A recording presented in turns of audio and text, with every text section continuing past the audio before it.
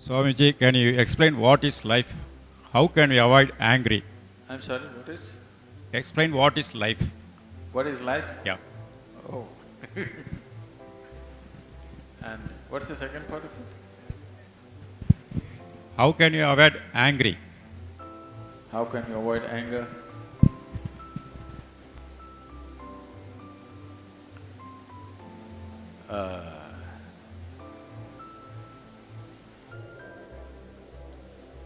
See, if you're driving in the Coimbatore streets, you have to avoid the medians which are placed in odd places. You have to avoid bad drivers. You have to avoid drunken men crossing the street, children crossing the street, all kinds of things. But when you're driving in Coimbatore street, do you have to avoid the moon? I'm asking, do you have to avoid the moon? No, because the moon is not on the street, isn't it? So similarly, right now are you angry? No? Then why should you avoid it? There's no need to avoid it.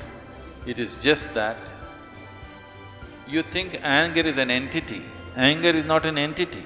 You become angry. You become angry. Anger is not sitting somewhere and you go hit it. There is no such thing. You become angry. When you become angry, is it pleasant for you or unpleasant for you? Unpleasant for you. Unpleasant for others for sure, unpleasant for yourself also. Today, medical science proves to you, when you're angry, you're actually poisoning your system, you know. We have always known this, but today chemical tests clearly show you that you're actually poisoning your system, generating poison in the system by being angry. So, why would you want to poison yourself? It is not a conscious act.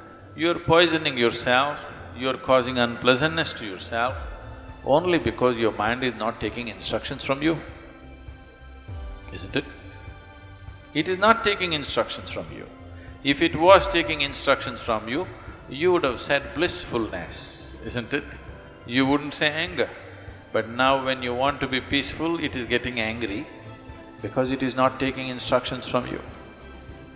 So if your mind is not taking instructions from you, you have to pay a little more attention to it.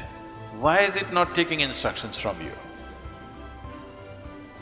If you understand this, you don't have to avoid anger, because anger is not sitting there and getting at you. You are becoming angry, you are becoming unhappy, you are becoming miserable. These things are happening to you essentially because you have not done anything to take your faculties under your control. It is happening accidentally, just by chance. If outside situations are good, you are also good. If outside situations are bad, you're also bad. That is not how human life should be.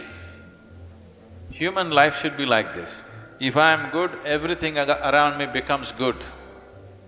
This should be the reality, isn't it? Right now, if things around me are whichever way, I will become that way. No. Human consciousness should create situations. Right now, situations are creating human consciousness. That's not the right way to shape human life.